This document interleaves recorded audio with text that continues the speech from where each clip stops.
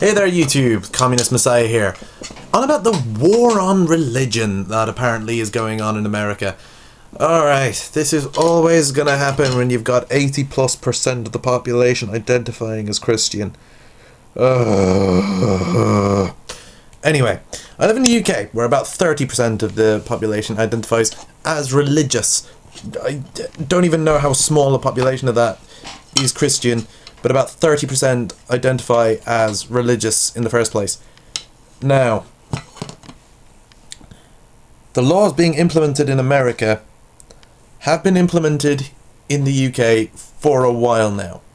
For instance, you can even look at the oath that the army takes. Right? They are allowed to omit God from their "for king and country" speech if they don't believe in God, because they're not fighting for God if they don't believe in God. You know, it's easy enough.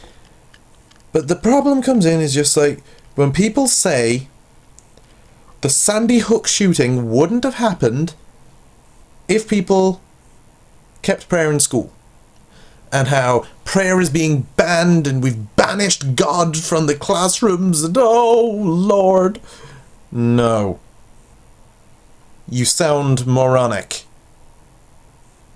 Simply just stupid. Okay.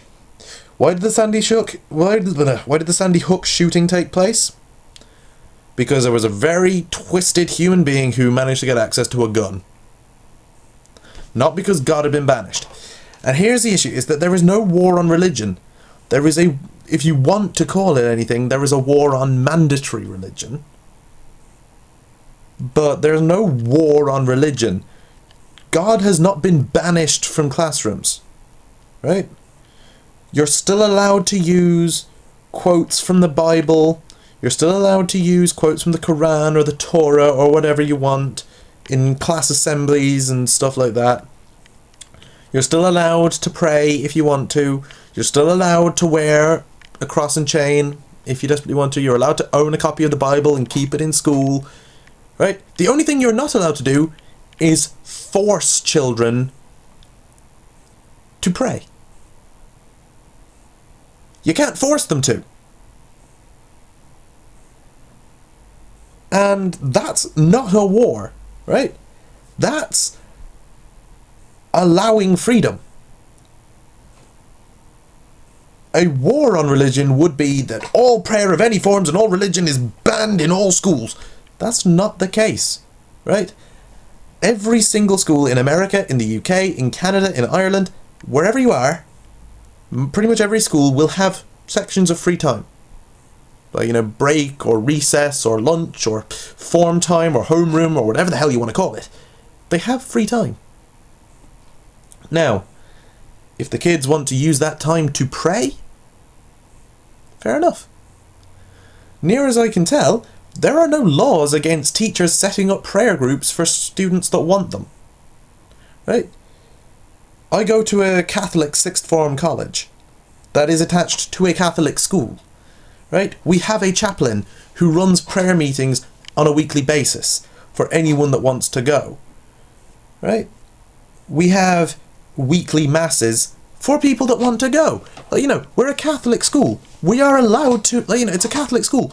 They are allowed to force that to happen because you've agreed to go to a Catholic school.